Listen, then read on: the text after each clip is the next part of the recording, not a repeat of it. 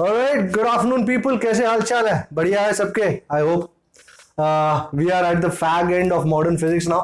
Chapter 12 शुरू करने जा रहे हैं, एटम्स। लेक्चर नंबर 1 आ रहा है आपके सामने। ओके, हम 19th सेंचुरी में ही थे उस टाइम पे भी, ड्यूअल नेचर कर रहे थे, तब भी वैसा ही कुछ सीन था। एंड उधर भी वहीं से शुरुआत हुई थी, आज भी यहीं से शुरुआत होगी।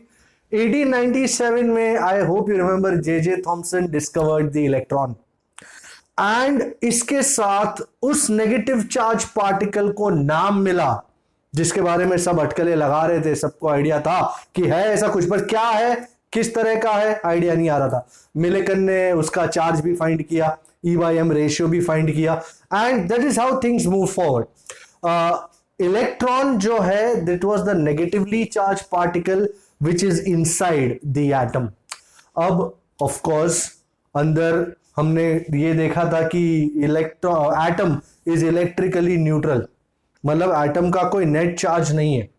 तो इसका मतलब यह है कि इस नेगेटिव चार्ज को बैलेंस करने के लिए पॉजिटिव चार्ज भी होगा, बराबर। सो एटम के अंदर पॉजिटिव चार्ज भी है, उतनी ही मात्रा में नेगेटिव चार्ज भी है। पॉजिटिव और नेगेटिव चार्ज का अमाउंट इक्वल है। As a result the net charge of an atom is 0. But up till now, up till this time, nobody has an idea कि एटम के अंदर पॉजिटिव नेगेटिव चार्ज कैसे distributed है, किस तरह उनका प्लेसमेंट है, क्या है। For the first time somebody gave us a model of an atom. So this was the first model of an atom. The first model of an atom was given by J. Thomson himself, yes. And this model is called, इसका नाम भी है, it is called plum pudding model. Now somebody will tell me, sir, ये plum pudding क्या होता है?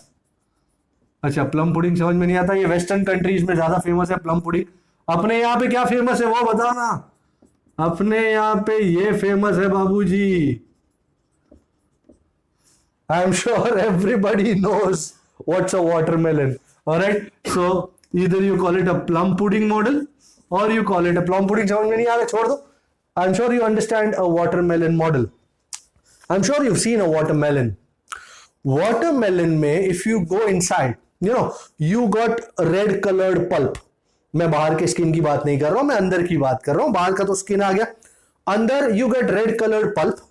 And बीच में, रेड कलर पल्प के बीच में होते हैं seeds. I am sure everybody is eaten a watermelon someday in his life, his और हर लाइफ। तो there are black seeds which are evenly distributed throughout that red coloured matter.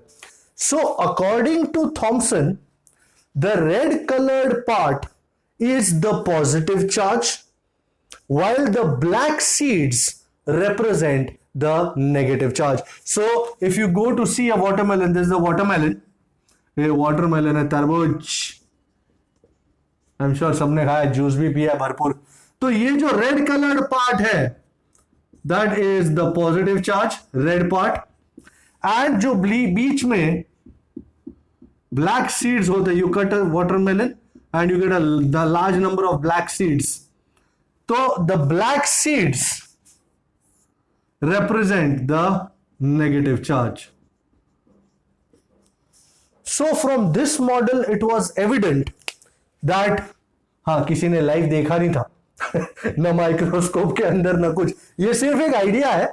J Thomson को अचानक idea है कि ये हो सकता है, this is a good idea.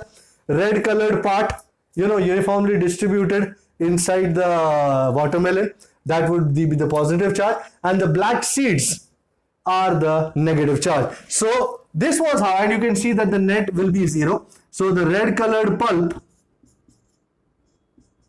represents the positive charge and the seeds, the black seeds, represent the negatively charged electrons. ये electrons है। So you can see कोई हिल नहीं रहा है, कोई डुल नहीं रहा है, कुछ नहीं। आज you know that this model is wrong. Today we know this model is wrong, ऐसा नहीं होता। But understand this, for the first time we are talking about like 2 centuries back। तो इतने साल पहले किसी ने पहली बार कोई आइडिया दिया है एटम का, जिसके बारे में अब तक सिर्फ बातें चल रही थी, तो it was this model was readily accepted कि हाँ भाई हो सकता है। एंड जे थॉमसन बहुत बड़े इंसान थे, बहुत बड़ी अथॉरिटी थी, तो कोई ने आर्ग्यू नहीं किया, क्योंकि जिसने भी आर्ग्यू किया बोला तो अपना मॉडल दिखा, ये मेरा मॉडल है, तेरा मॉडल का है। तो उस बेचारे के पास कोई मॉडल नहीं था। सो जे थॉमसन का मॉडल वाज यूनिवर्सली एक्सेप्टेड। सही है भाई, बिल्कुल कोई दिक्कत नहीं। So you can see here the electrons, the seeds are in equilibrium, stable equilibrium, कोई हिल नहीं रहा है। टुडे वी नो कि electron moves around the nucleus in circular motion. तब यह अंदाजा नहीं था। So this was readily accepted. This model stayed for a long time. इसके बाद अब the question is, sir, इस मॉडल को उड़ाया किसने, किसने काउंटर किया? तो जे थॉमसन बहुत बड़े टीचर थे, बहुत बड़े साइंटिस्ट थे, उन्होंने काफी लोगों को तैयार किया था अपने नीचे। एंड उन स्टूडेंट्स में से there was one very lovely student. I'm sure you've heard the name, Ernst Rutherford. Have you heard the name Rutherford? Have you? Chemistry में भी काफी अर्न्स्ट रदरफोर्ड का नाम महान है। सो रदरफोर्ड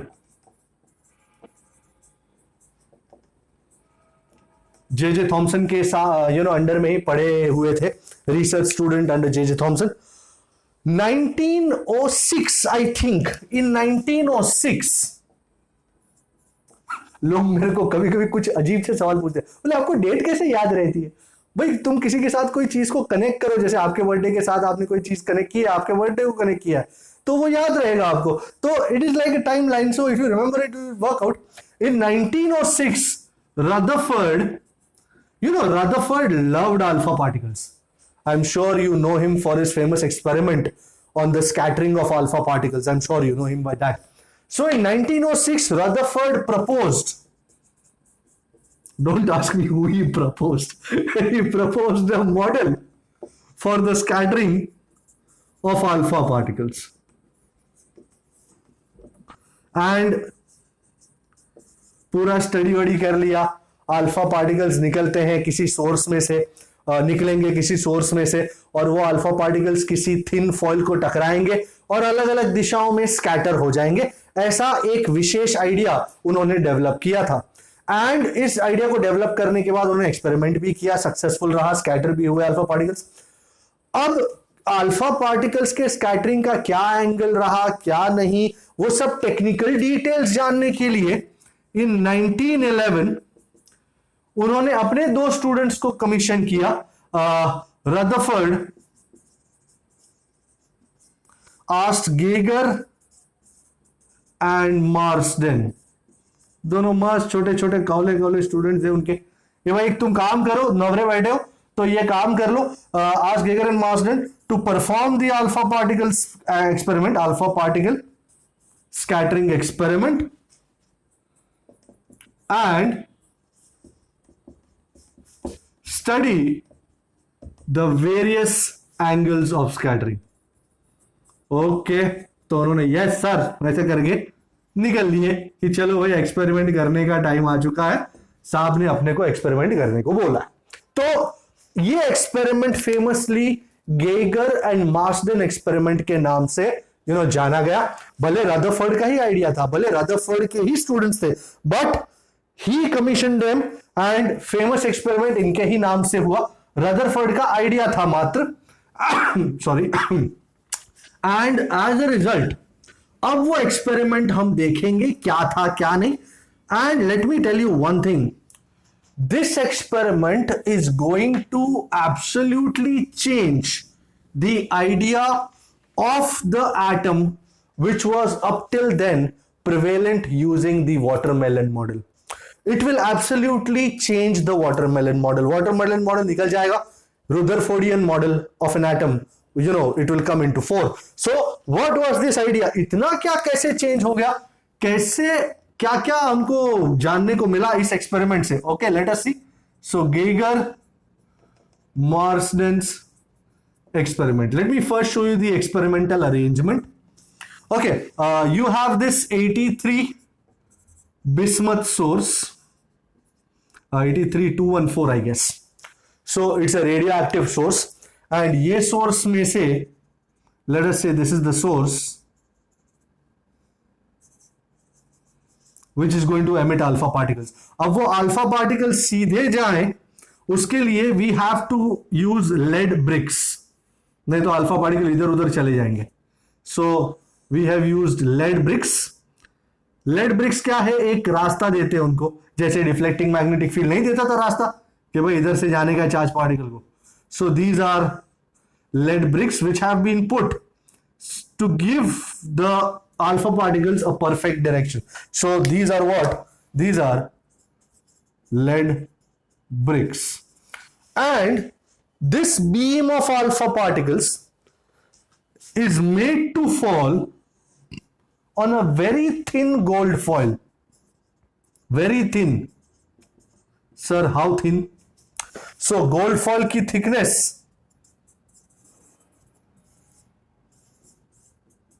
करीबन 0.2 माइक्रोमीटर या 2 into 10⁻⁻⁷ मीटर जितनी थी. Very very very thin. Alright. And यहां से this was the alpha particles, and after striking the gold foil, these alpha particles could get scattered. You know, they might go straight, they might go like this, they might go like this, anywhere they want. And to study कि कौन कितने direction में गया, we have got this circular type of detector. पूरा था बड़ा. ये बरोबर नजर आ रहा है ठीक ठाक कि अच्छा नहीं लग रहा है? सर अच्छा सर्कुलर बनाओ. यो ठीक से महाराज. ओके. एंड अलग अलग दिशाओं पे स्कैटर होने वाले थे. एंड इस स्कैटरिंग को देखने के लिए अब कैसे पता चलेगा, हमको थोड़ी दिखता है आंखों से. तो we have got this, let us say this is a special screen. This is called the zinc sulphide screen. You can also call it a scintillation screen. What is a scintillation? You know, when alpha particles, after passing through the gold foil, they strike on this screen, they produce small explosions. Boom, boom, boom. Microscope के जरिए इन explosions को देखा जा सकता है. And as a result, you can count कि कितने alpha particle ये एंगल पे. अब एक बैच भेजा हमने और यहां पे माइक्रोस्कोप रख के काउंट किया भाई कितने अल्फा पार्टिकल आए. फिर इसको थोड़ा सा चेंज किया, यहां लाए. फिर एक बैच भेजा. अब लाख पार्टिकल्स का एक बैच हो, 10 लाख पार्टिकल्स का एक बैच हो, डिपेंड करता. और यहां पे रखा, फिर काउंट किया कितने, ये एंगल चेंज किया हमने, कितने एंगल पे अल्फा पार्टिकल्स आए. तो इस तरह we can move this zinc sulphide screen and the microscope over this whole circular round. And thus we can, you know, count the number of scintillations that are produced on the screen, which tell us how many alpha particles have, you know, come to this particular screen at this particular angle. So मैं पहले इतना लिख दूं, zinc sulfide screen produces small explosions when an alpha particle strikes it. So these explosions, which can also be called scintillations,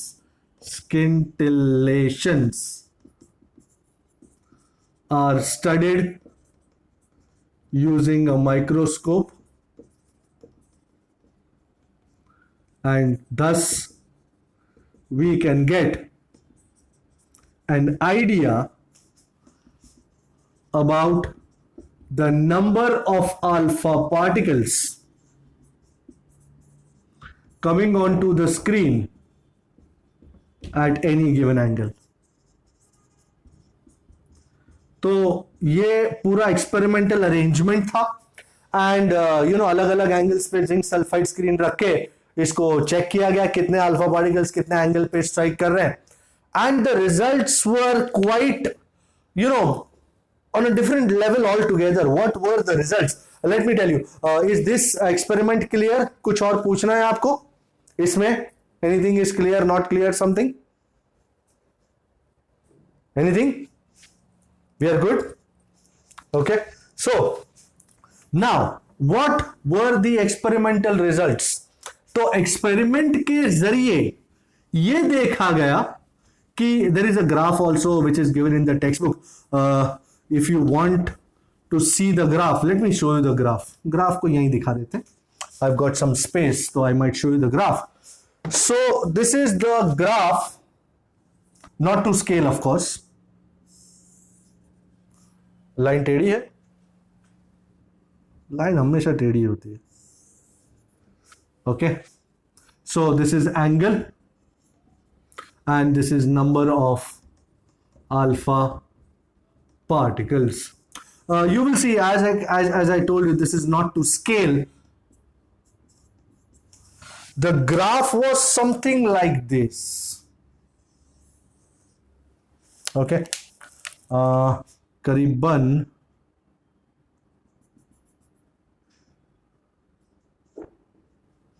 90 degrees, this was 180 degrees, and this was like 10 raised to 2. From this graph, there were many data points.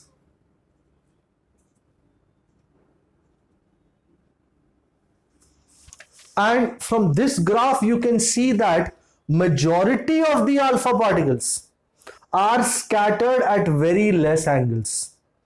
जैसे जैसे तुम angle बढ़ाते जाते हो, the number of alpha particles getting scattered goes on exponentially decreasing. So this was the result. Majority alpha particles, majority results मैं इधर लिखूं? I think I should write the results here. So can I take this experiment from the board now? I can do that. All right. Okay. So as you can see, alpha particles यहाँ भी जा सकते हैं, यहाँ भी जा सकते हैं, यहाँ भी जा सकते हैं, कहीं भी जा सकते हैं. और वो कहीं भी कितने गए, वो आइडिया हमको ये ग्राफ बताता है. कौन कितने कहाँ स्कैटर हुए, कितने एंगल पे गए. So you will be surprised at some results. Majority alpha particles are scattered at angles less than 1 degree. If I were to give you a number, करीबन 99% जितने alpha particles less than 1 degree पे scatter हो गए. And जैसे जैसे angle बढ़ता जाता है, as angle goes on increasing,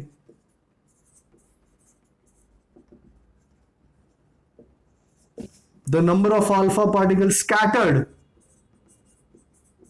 at that angle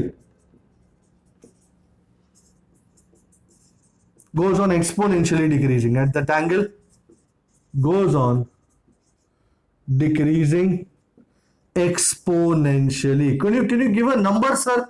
Yeah, I can give you a number. Nearly one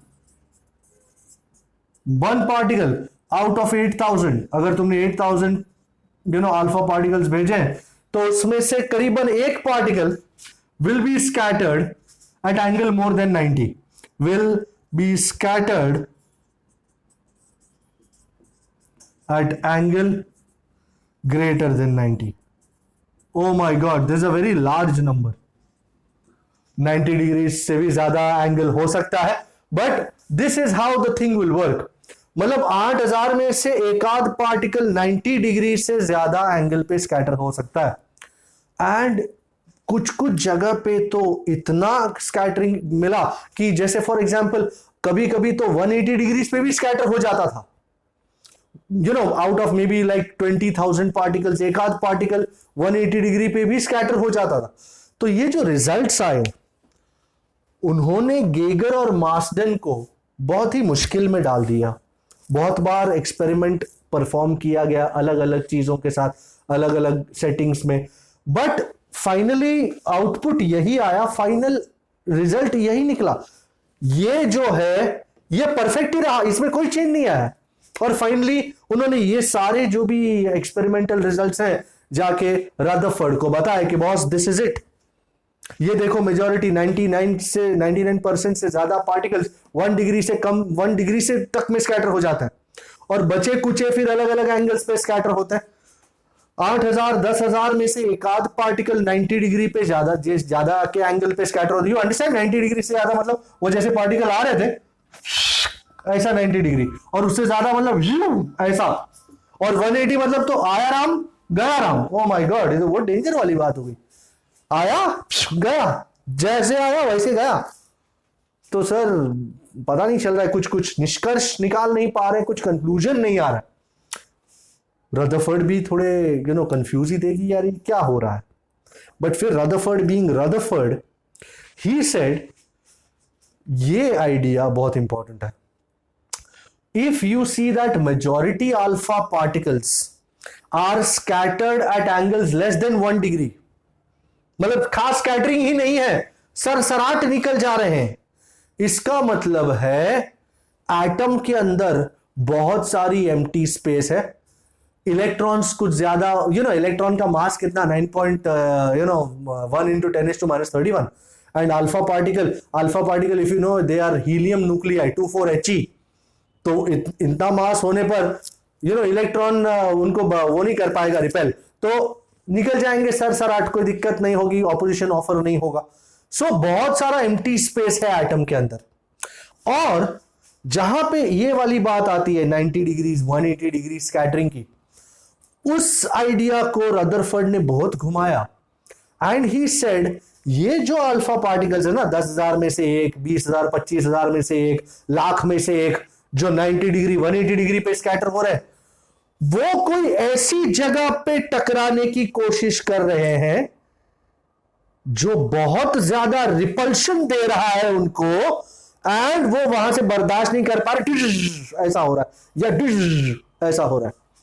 ये जो छोटा सा एरिया है जिससे रिपेल होके ये 20,000 25,000 में से एक आध पार्टिकल वापस आ रहा है, this small central region is where the all positive charge of the nucleus of the atom is centralized.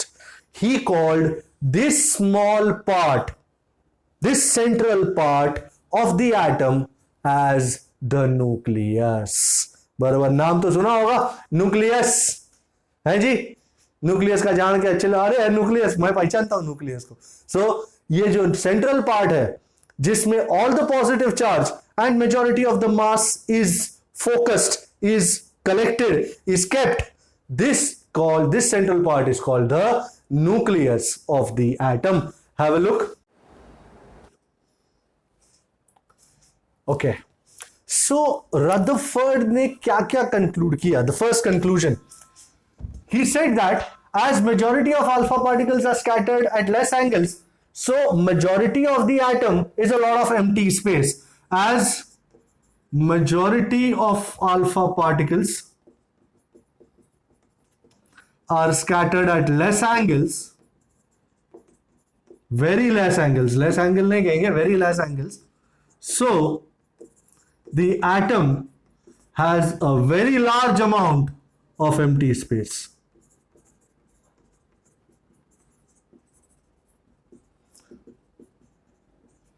So, बहुत सारा एम्प्टी स्पेस, ये हमारा पहला फैक्टर था। Now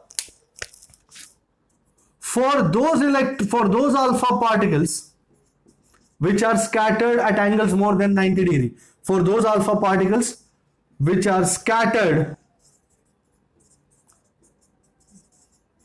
at angles more than 90 degree,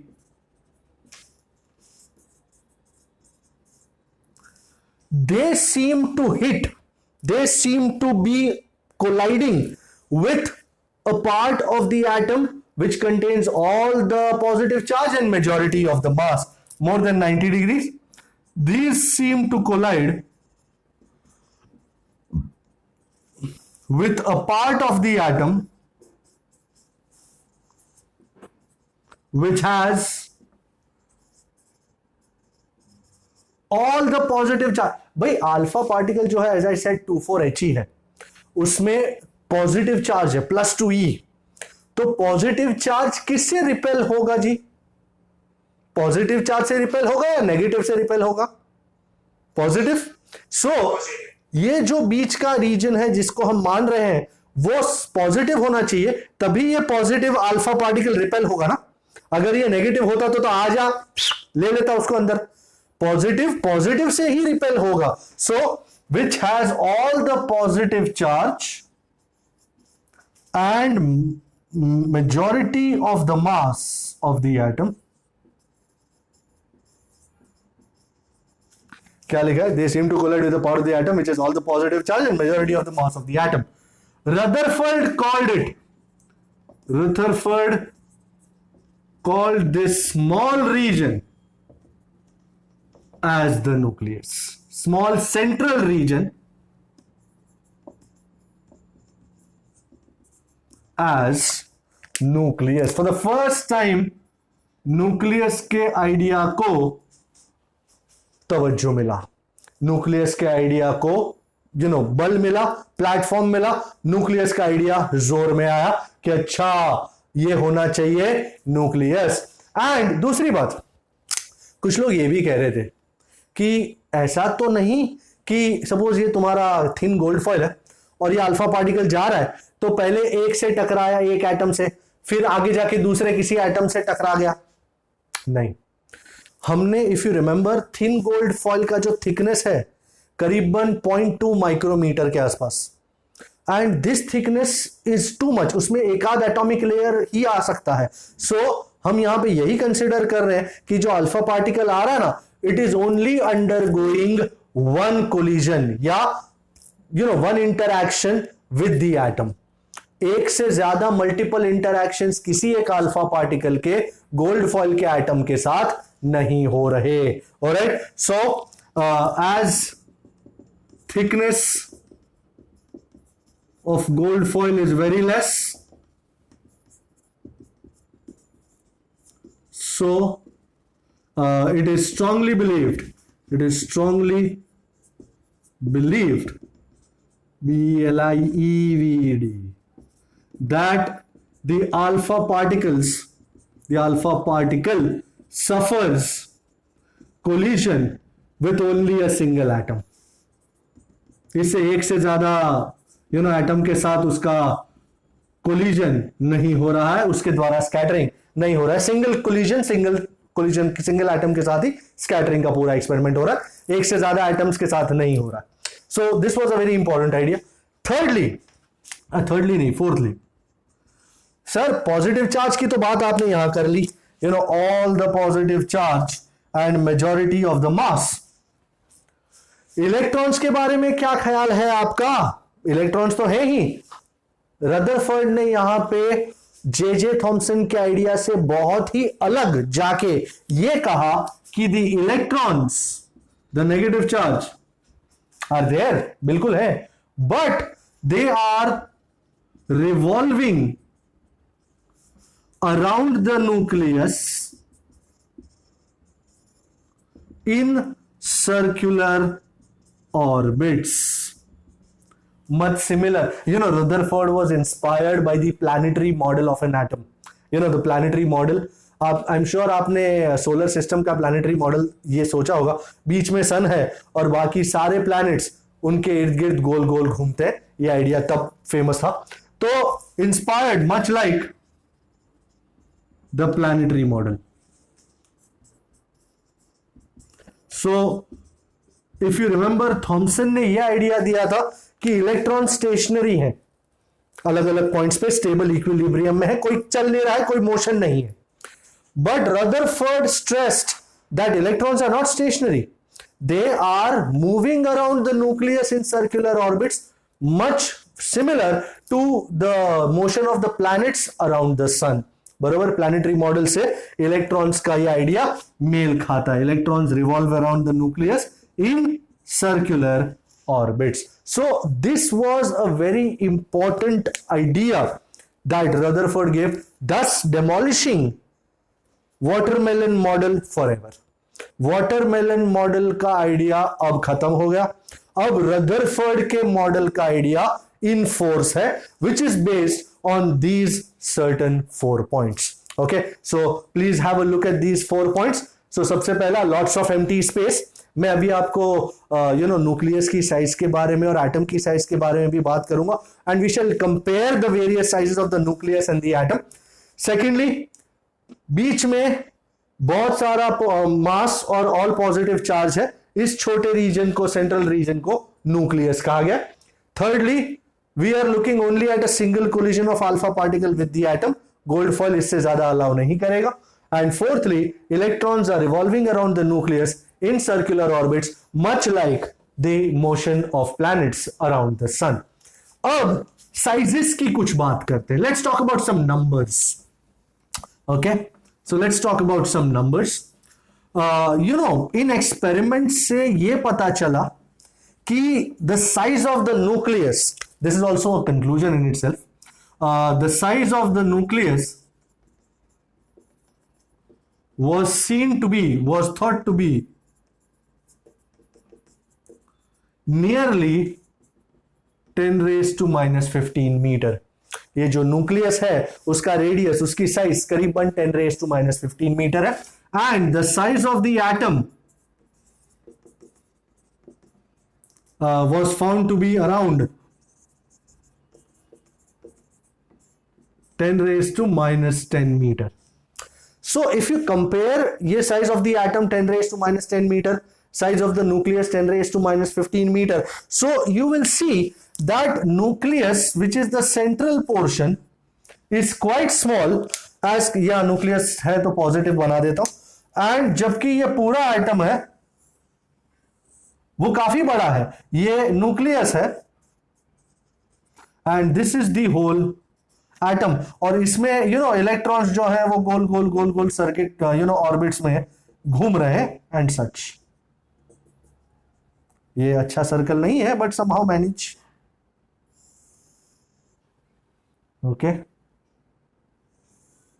okay so this was the type of thing that was seen, and though this is not to scale people, this is not to scale, but understand if you just look at these two numbers, nucleus की size 10 raised to -15 metre, atom की size 10 raised to -10 metre.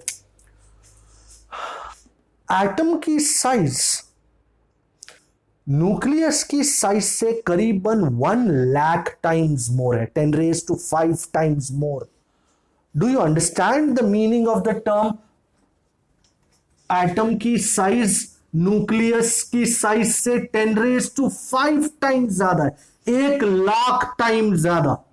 So sir ये 1 lakh time समझ में तो आ गया, but idea नहीं आ रहा, imagination नहीं हो रहा। एक काम करो ना, अपना तुम्हारा रूम है बराबर, सपोज तुम्हारा ड्राइंग रूम है, 10 बाई 10 का ड्राइंग रूम है।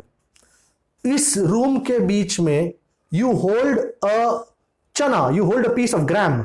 चना खाया कभी? Chana know you? Matar everybody know, season मटर की है, यू नो मटर, वटाना। Hold a watana in the center of the room. That watana will be the nucleus, and if you consider a ball, like a hollow structure which encompasses the whole room, that ball will be the atom. So you can understand, ये मैं idea दे रहा हूं, imagination दे रहा हूं। Room में अंदर पूरा एक बड़ा बॉल अज्यूम कर लो, बड़ा सा बॉल, और उस रूम के बीच में एक छोटा सा वटाना, एक छोटा सा P.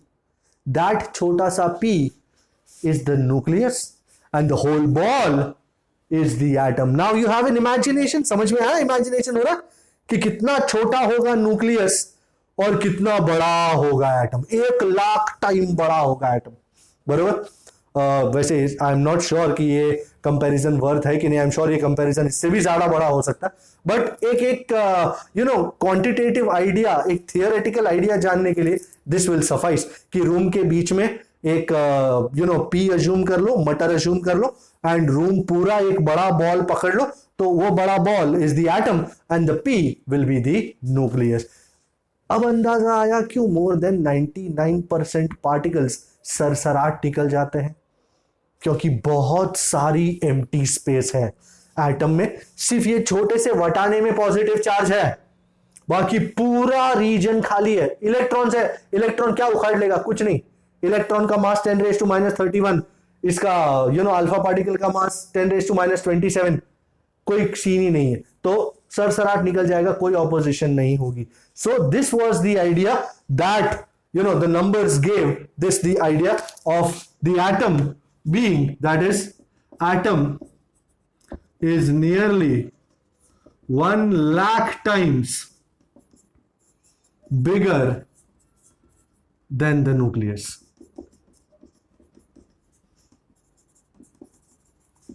Also, there was a question some time back, somebody asked me कि सर ये अल्फा पार्टिकल जो आ रहा है और ये आपका न्यूक्लियस है, सपोज ये आपका न्यूक्लियस है, आपका मतलब गोल्ड फॉइल का, एंड ये अल्फा पार्टिकल आ रहा है, तो ये अल्फा पार्टिकल ये न्यूक्लियस में घुस नहीं जाएगा,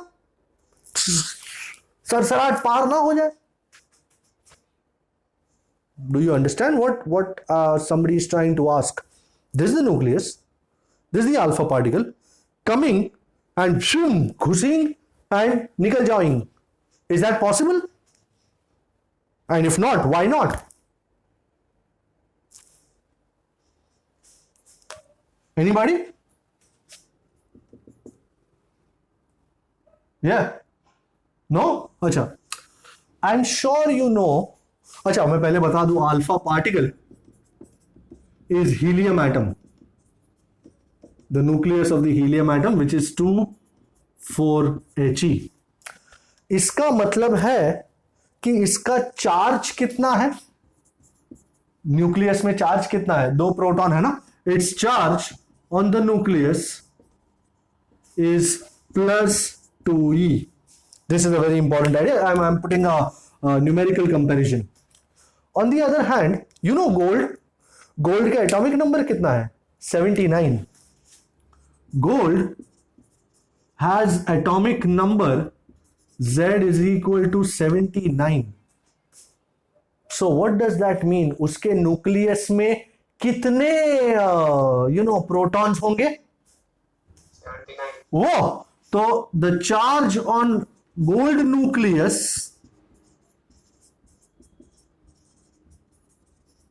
is +79e. Look at the comparison.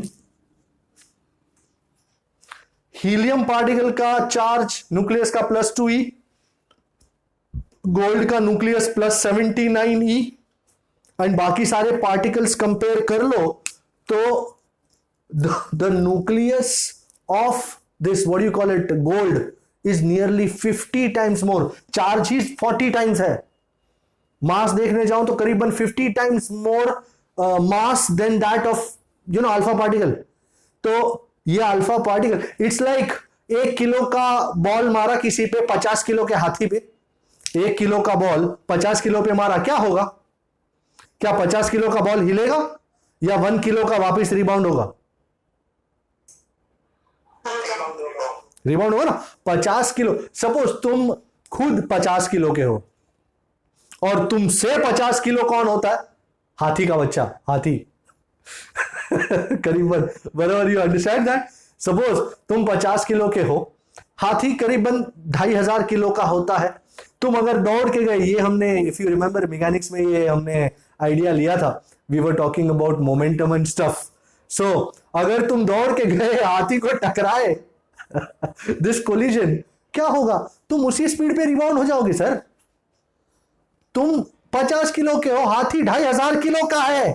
हाथी को कुछ नहीं होने वाला, 50 गुना ज्यादा मास है उसका. सो कुछ नहीं होने वाला, यो अल्फा पार्टिकल जुप रिपेल हो जाएगा. सो द रिपल्शन प्रोवाइडेड, एंड तुम में और हाथी में, तुम और हाथी मास हो.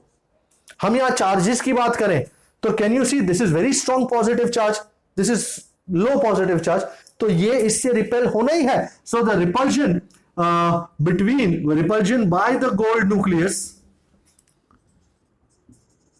To on the alpha particle will be very large. तो इसीलिए अल्फा पार्टिकल रिबाउंड हो जाता है स्कैटर हो जाता है। गोल्ड न्यूक्लियस कुछ नहीं होता, वो बैठा रहता है शांति से, आओ ना राजा, आओ मेरे पे, मैं स्कैटर करता हूं तुमको। So these were the various ideas that gave us the Rutherfordian model of the atom. This much is clear. I think काफी विस्तार में हमने रुदरफोर्ड के मॉडल को डिस्कस कर दिया। We are good? Okay? और अब कुछ दो एक चीजें इंपॉर्टेंट देखना जरूरी है कि क्या है impact parameter. there are two terms that we shall discuss here. One will be impact parameter and the second will be distance of closest approach. I'll explain both terms in much detail here. Okay, so impact parameter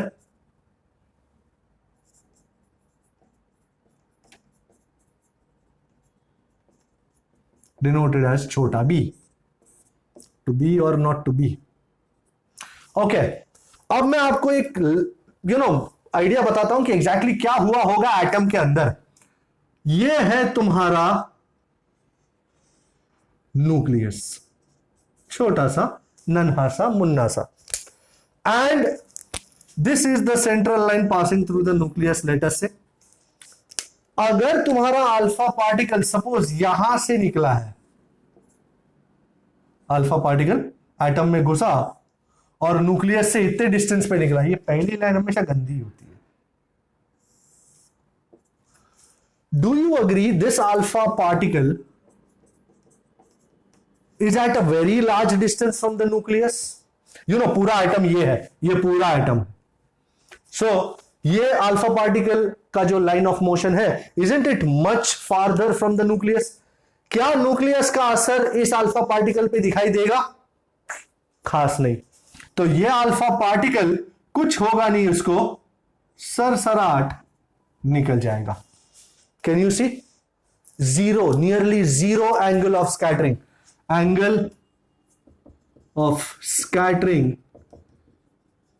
nearly zero, कुछ scattering नहीं हुआ। On the other hand suppose यहां से आए तो थोड़ा बहुत repulsion हो सकता है एंड अल्फा पार्टिकल के स्कैटरिंग में 5-10 एंगल का डिविएशन दिखाई दे सकता है।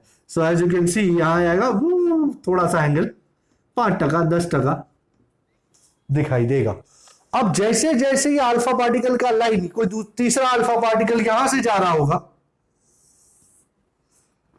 क्या लगता है कितने एंगल पे स्कैटर होगा? 10 डिग्री से ज्यादा या 10 डिग्री से कम? ज्यादा। सो ले 10 डिग्री को ही काट डाला। एज यू कैन सी करीबन 60 डिग्री के आसपास का स्कैटरिंग देखो। अगर यह अल्फा पार्टिकल यहां से आएगा, लेट अस से क्या होगा श्रीमान? Do you agree? अब वो न्यूक्लियस के एरिया में आ चुका है, इलाके में आ चुका ही है। अब न्यूक्लियस इसको छोड़ेगा नहीं, ऐसा चपेटेगा उसको। Just have a look here. Oh my God, देखा आपने? ये बर्दाश्त नहीं कर पाया, न्यूक्लियस का रिपल्शन बर्दाश्त नहीं कर पाया, तो जुप करके इस तरफ मोर देन 90 डिग्रीज के एंगल पे स्कैटर हो गया। And if I were to show you, भाई साहब ये बहुत खतरनाक मामला है, जरा देखिए। अब ये अल्फा पार्टिकल आ रहा है, इसको पता नहीं है कहां जा रहा है, पर can you see it is moving on the line, the central line of the nucleus. This alpha particle is going for a head-on collision with the nucleus. What do you think will happen? तुम straight दौड़ रहे हो और सामने हाथी खड़ा है, straight head on. Do you agree? ये जाएगा और रिपल्शन इतना बढ़ गया, इतना बढ़ गया, इतना बढ़ गया। Can you see this? It has returned back. इसमें एंगल ऑफ स्कैटरिंग कितना होगा? करीबन 180। Can you see? Alpha particle गया, वापस आ गया। सो अगर इस लाइन के साथ एंगल देखने जाओ तो if this is 0, this is 90, then this is how much? Isn't this 180 degrees? So ये अल्फा पार्टिकल रिटर्न आ गया है after a head-on collision with the nucleus. All right, can you see that? So this angle, as you can see, theta more than 90 degree, and this is करीबन theta is nearly equal to 180 degree. तो sir इसमें impact parameter कहाँ है? Let me show you. Let me define impact parameter first. I am defining impact parameter for you. The perpendicular distance. This is the definition. The perpendicular distance between the alpha particle and the central line through the nucleus. ये जो blue color की central line है ना, ये central line through the nucleus है.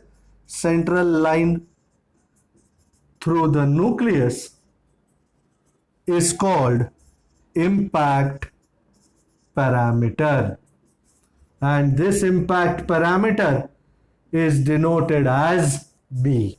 All right, so you can see here the perpendicular distance between the line of action of the alpha particle and the central line through the nucleus is called impact parameter. अब यहां पे impact parameter काफी बड़ा है, तो आपने देखा angle of scattering बहुत कम है. अब यहां पे इंपैक्ट पैरामीटर उससे छोटा, एंगल ऑफ स्कैटरिंग बढ़ता जाता है. यहां पे इंपैक्ट पैरामीटर और छोटा, तो can you see angle of scattering बढ़ता जाता है. एंड ये जो लाल कलर का मैंने दिखाया है, what is the impact parameter for this red coloured alpha particle? 0. So here B will be 0. All right, just have a look.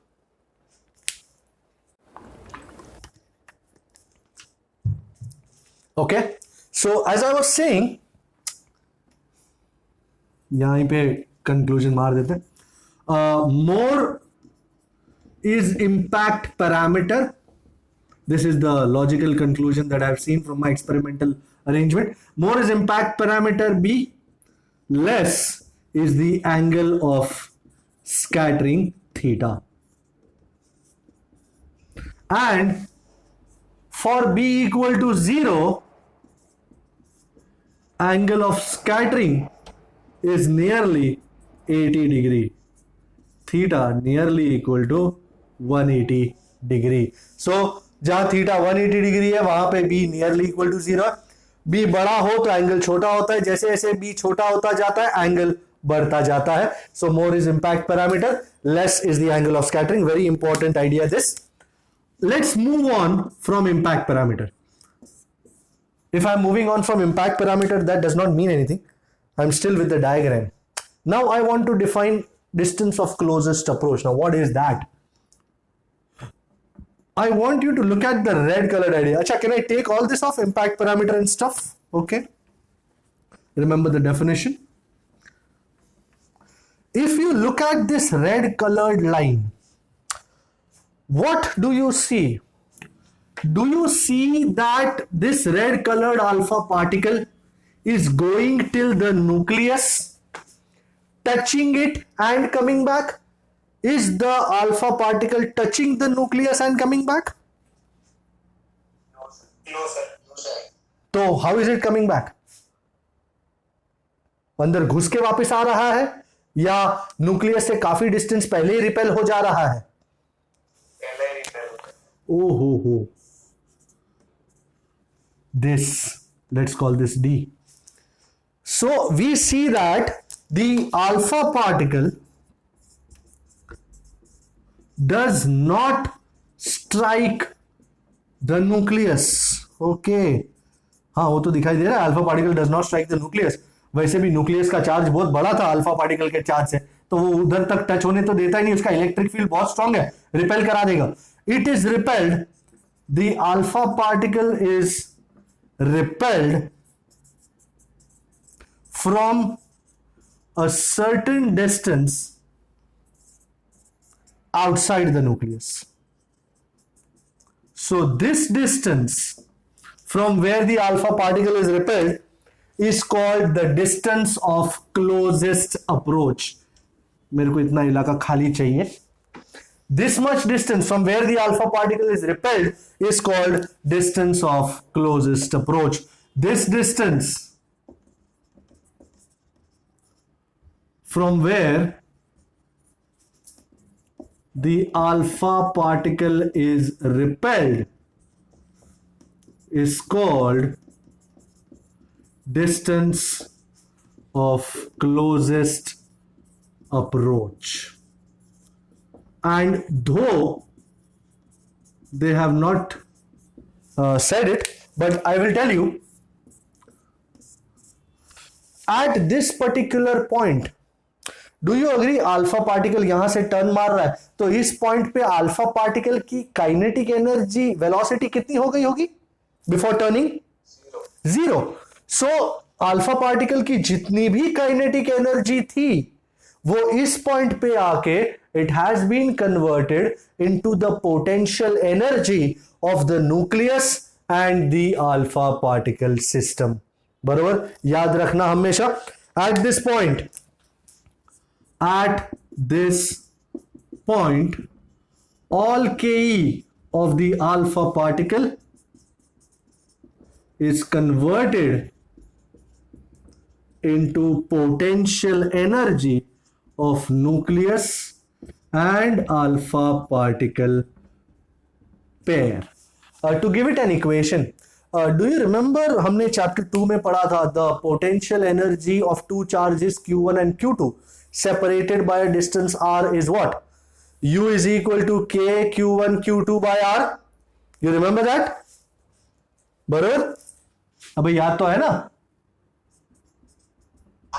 चलो अच्छा. So kinetic energy K is, you know, Ke, potential energy कितना? K Q1 Q2 by R. और how much is the distance between these two particles? D. And nucleus का charge कितना? Plus ZE. Alpha particle का charge कितना? Plus 2E. So kinetic energy, I'll write it in blue because I'm going to use it to true. K ZE 2E by D. Can you see this equation, people, or is it too low for you? Can you see it? If you can see it, I would want you, this K is Coulomb's constant, don't forget. If you're not comfortable with ये भी K, ये Ke है, kinetic energy of alpha particle. So if you're not comfortable, you can write 1 by 4 pi epsilon 0 also, no problems there. Please write this equation because I'm going to use this equation. I'm going to solve illustration number 2. Let's get back to business. Till that time, you can write this equation forward. Okay, you're writing it. Can I take off this board now? Page 419. Page 419. Okay. I hope you're looking at it.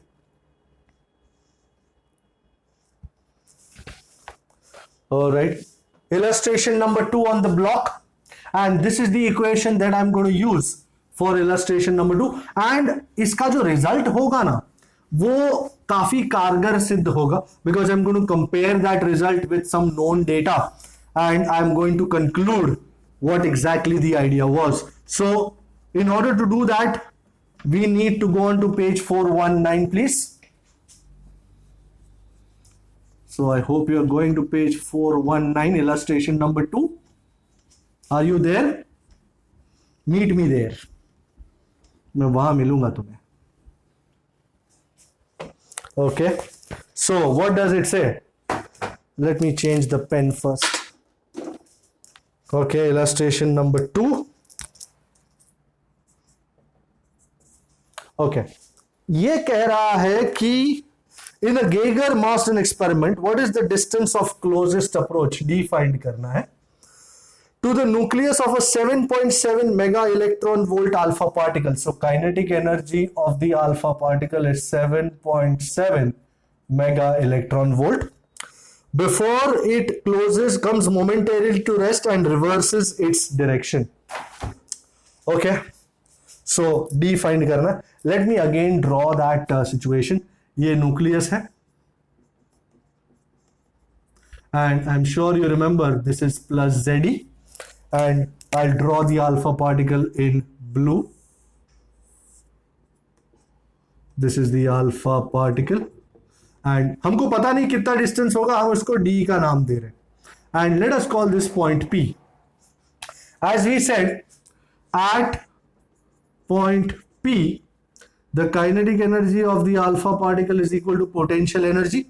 As a result, Ke alpha is 1 by 4 pi epsilon 0 Ze 2e. अच्छा, alpha particle का charge plus 2e by d. This is the king of the equation. मुझे d चाहिए, so from equation 1 d is, d को ऊपर ले लिया, kinetic energy को नीचे. Z कितना है याद है आपको? गोल्ड का Z 79. So 79 into 2 into E is E square by kinetic energy alpha. Are you ready for the calculation? Okay. So 1 by 4 pi epsilon 0, 9 into 10 raised to 9. 79 2s are 158. है ना? E का square 1.6 into 10 raised to minus 9 whole square. And kinetic energy alpha कितनी है? 7.7. But MeV है mega 10 raised to 6, EV 1.6 into 10 raised to minus 19. I hope you have not started firing in all directions. 1.6 into 10 raised to minus 19 cut हो जाना है और क्या बच जाना है? 9 minus 19. How much is 9 minus 19? Thank you. नीचे 10 raised to 6 and 9 into 1.6 into 158 divided by 7.7. Is someone doing it?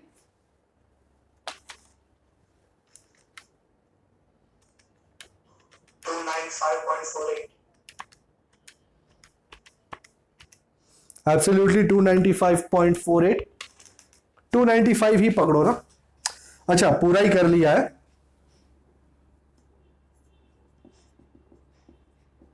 And minus 10 minus 6 is minus 16. यही कर लो ना फिर.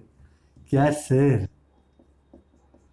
तो एक यहां से लेकर के 29.5 into 10 raise to minus 15 metre.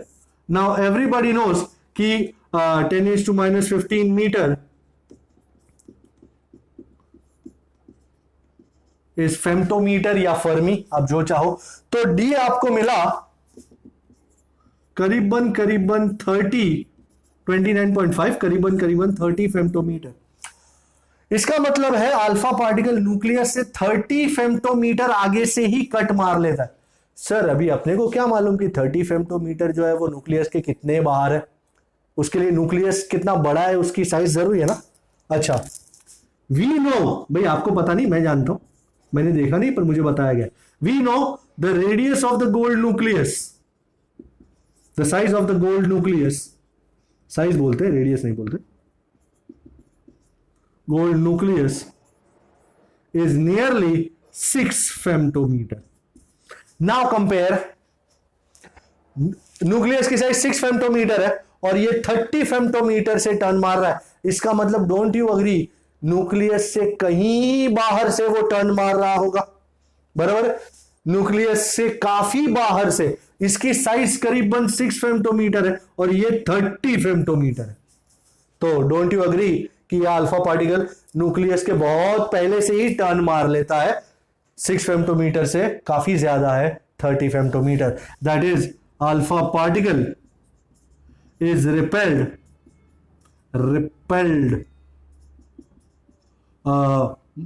from a point much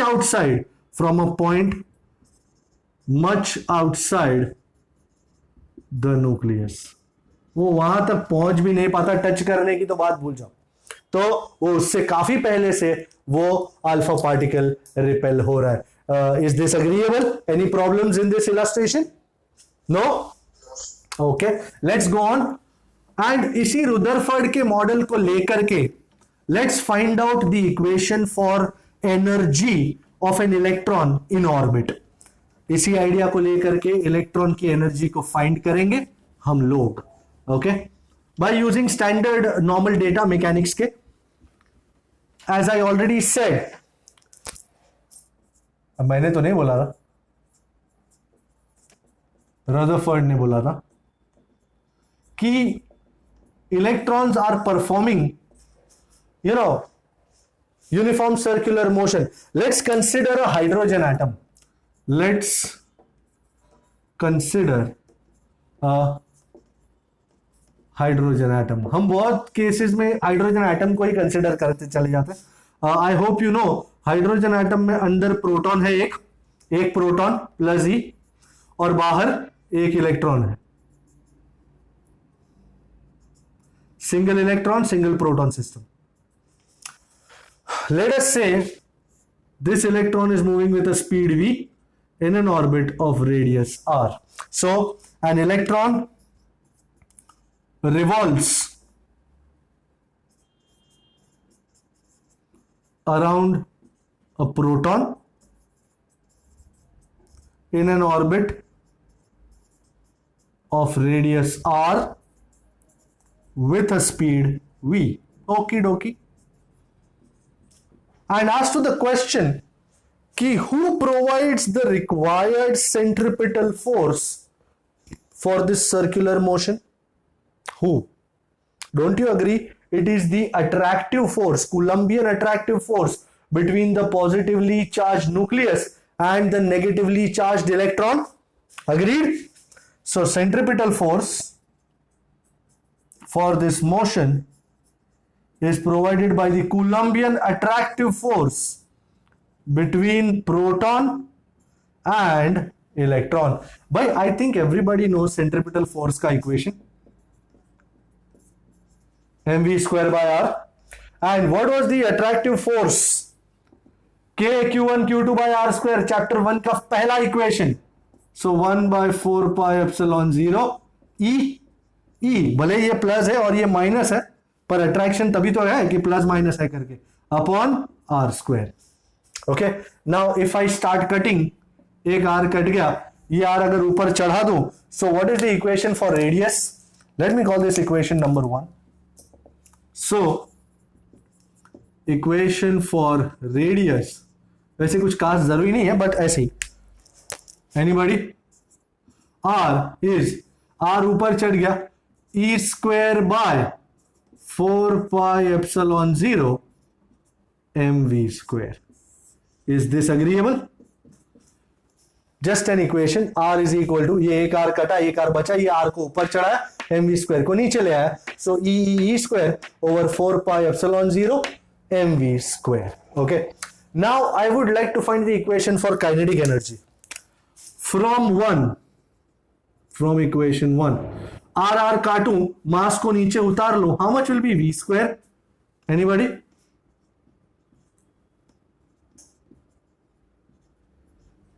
is this okay? मैंने एक आर काट डाला है, मास को नीचे उतार दिया, so E into E square over 4 pi epsilon 0 M, और ये रहा R. So kinetic energy of electron is, भाई kinetic energy equation half M V square, भाई कितना हो जाएगा? एम वी स्क्वायर की जगह क्या होता है? E square by 4 pi epsilon 0 R, और ये 2 यहां पे डाल दूं तो काइनेटिक एनर्जी का इक्वेशन कितना भाई साहब?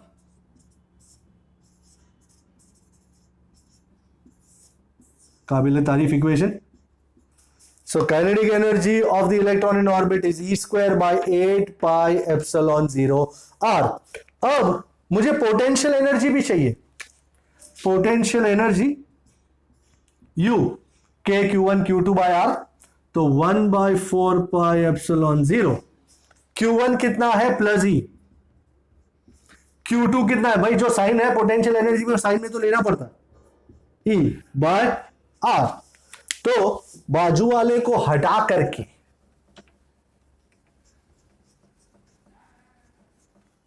इसको पोटेंशियल एनर्जी का फाइनल इक्वेशन कोई मुझे बता दे, कोई तो मुझको बता दे. minus e square by 4 pi epsilon 0 r. My goodness, my man Vishwa on the roll. भाई विच रोल? Cream roll. तो काइनेटिक एनर्जी मिल गई, पोटेंशियल एनर्जी मिल गई, टोटल एनर्जी कितनी होगी? So the total energy of the electron, total energy everybody knows is kinetic plus potential. We'll call it E. K plus U. K कितना? E square by 8 pi epsilon 0 r. Potential energy minus. अब यहाँ 8 pi epsilon 0 r है, यहाँ 4 pi epsilon 0 r है, तो common denominator के लिए 2 यहां कर देता हूं. So what do I get? नीचे 8 pi epsilon 0 r and e square minus 2e square. How much is that? Minus e square by 8 pi epsilon 0 r. But we are shocked to see, not really shocked, to see that the total energy of the electron is negative. What does negative energy mean now that we have seen, gravitational intensities and gravitational potential energies? We know what negative energy means. Negative energy means that the electron is bound with this much energy to the nucleus. अगर तुमको electron को atom में से निकालना है तो इतनी energy तुमको प्रोवाइड करनी पड़ेगी. So the energy of electron is negative. That means electron is bound, this is the key word people, bound with this energy, with this much energy to the atom, and in order to remove the electron from the atom, this much energy will have to be provided to that particular electron. तो utilizing this idea, अच्छा मैं एक note लिखना चाह रहा हूं. But what I want you to do is I want you to write equation for R, equation for kinetic energy, equation for potential, and equation for total energy in your book, please. Please do that.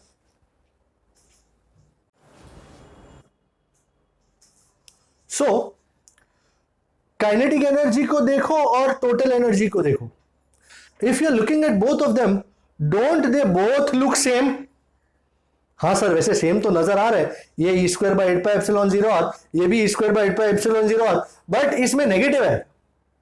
सो अर्थात पहला point, total energy is minus of kinetic energy. मतलब total energy और kinetic energy दोनों का magnitude क्या होता है? Same. बस kinetic energy is positive, total energy is negative. अच्छा, can you show me any relation between total energy and potential energy? Is there a relation? Can you see that? Can you और can you not? नहीं. Total energy is half of potential energy. कोई sign का फर्क नहीं. या फिर can I say potential energy is twice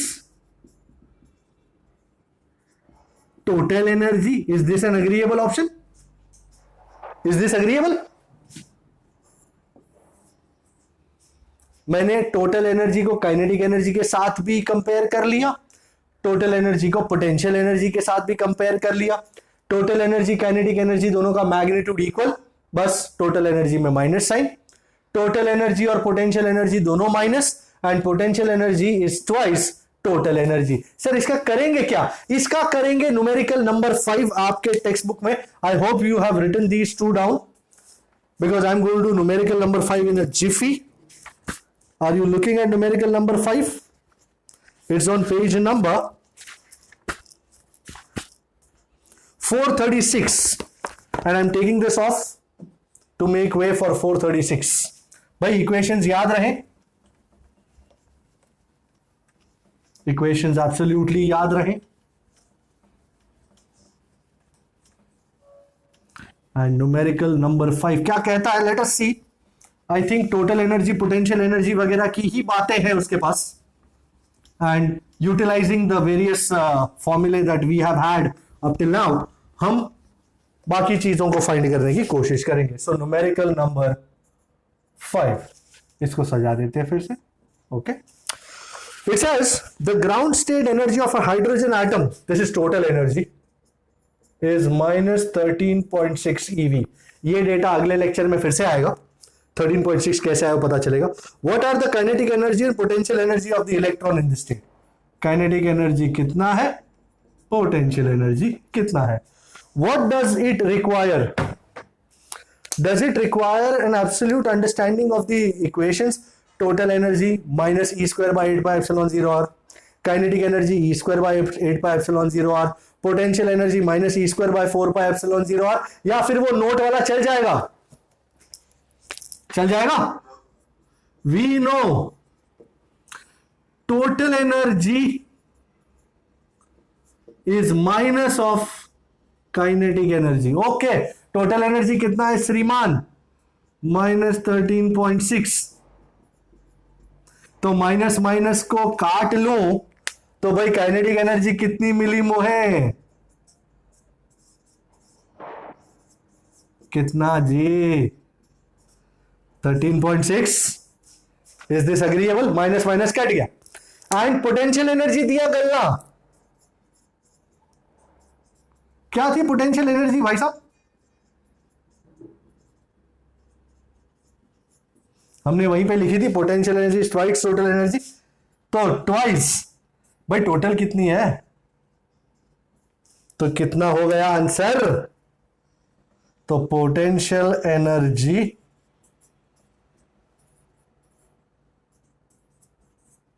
13.6 2 जा 27.2 है ना, correct. EV. Is someone checking the answer please. Yes sir, बराबर। हाँ चेक कर लो। इलस्ट्रेशन 3 कर रहे हैं।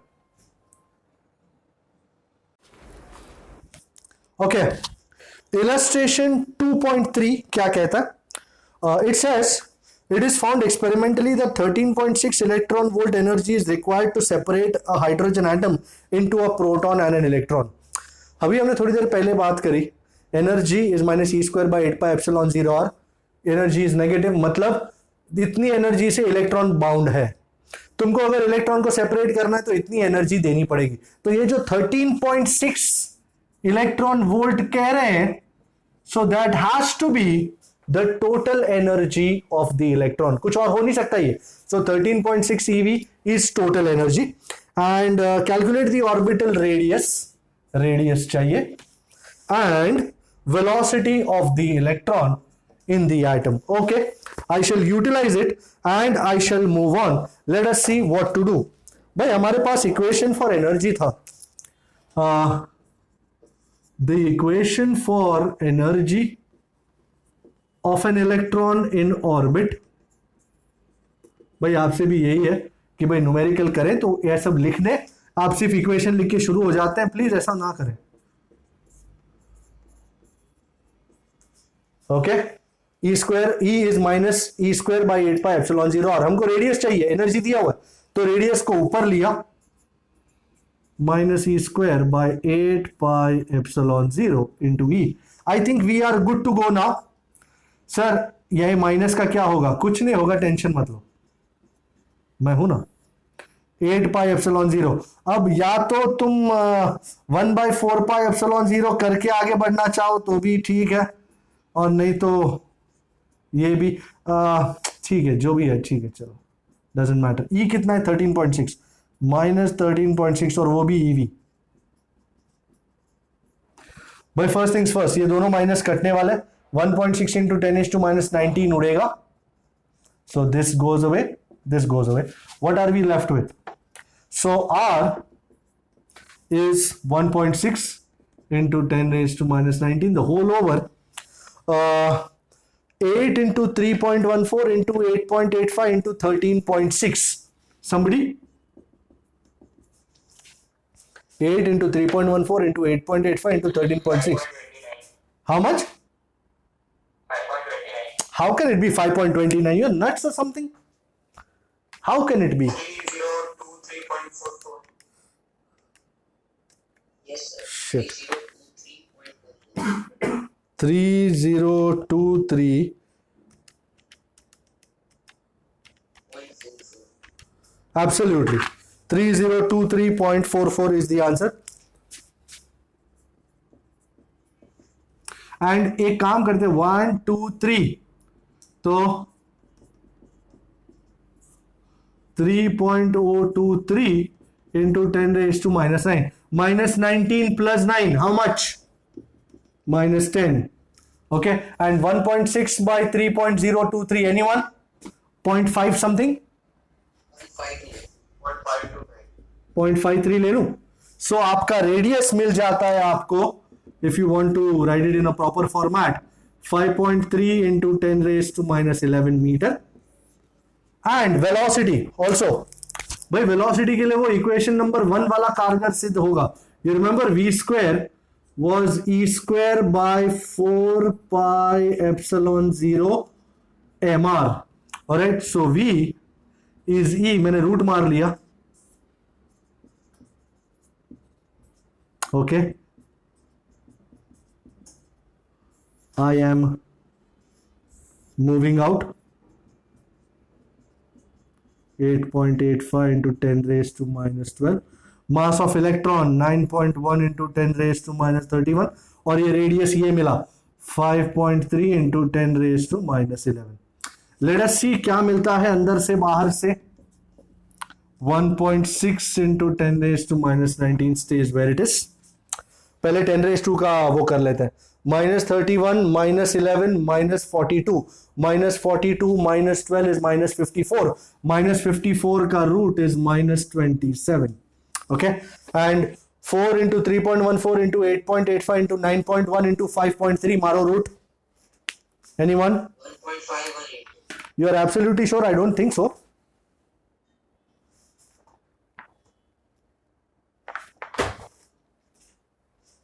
ये 4 into 3.14 into 8.85 into 9.1 into 5.3 का रूट मारा तूने 73.21. 73.21. Yes, sir. ऐसा क्या 5361 उसका रूट 73.22. यस 73.22. अच्छा minus 19 plus 27 कितना होता है 10 raised to 8 and 1.6 divided by 73.22 0.022 218. पकड़ लूं एंड ఒకటి రెండు तो यहां से वेलोसिटी मिल गई मुझे 2.2 into 10 raised to 6 meter per second. Is this agreeable people? Yes, sir. All right. Acha, before I clock out, I just want you to look at certain, look at numerical number 1. It's a theoretical numerical, standard stuff. Choose the correct alternative. I hope you're looking at page 435. The first says the size of the atom in Thomson's model is dash the size of the atom in Rutherford model. Same. Size तो दोनों की same है. So, no different from is the right answer. B. In the ground state of dash, electrons are in stable equilibrium. Thomson's model, electron stable equilibrium में थे. याद है watermelon में? While in dash model, electrons always experience net force. ये Rutherfordian model, electrons experience net force. A classical atom based on dash, अच्छा ये आपको पता नहीं है. Okay, D वाला देखता हूँ. An atom has a nearly continuous mass distribution in Thomson. Thomson में याद है uniform distribution था.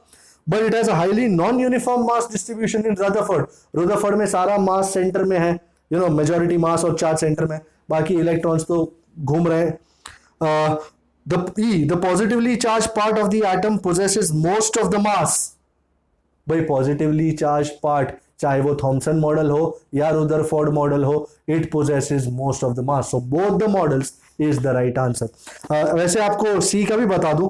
A classical atom based on dash is doomed to collapse. Rutherford. क्यों सर? क्यों?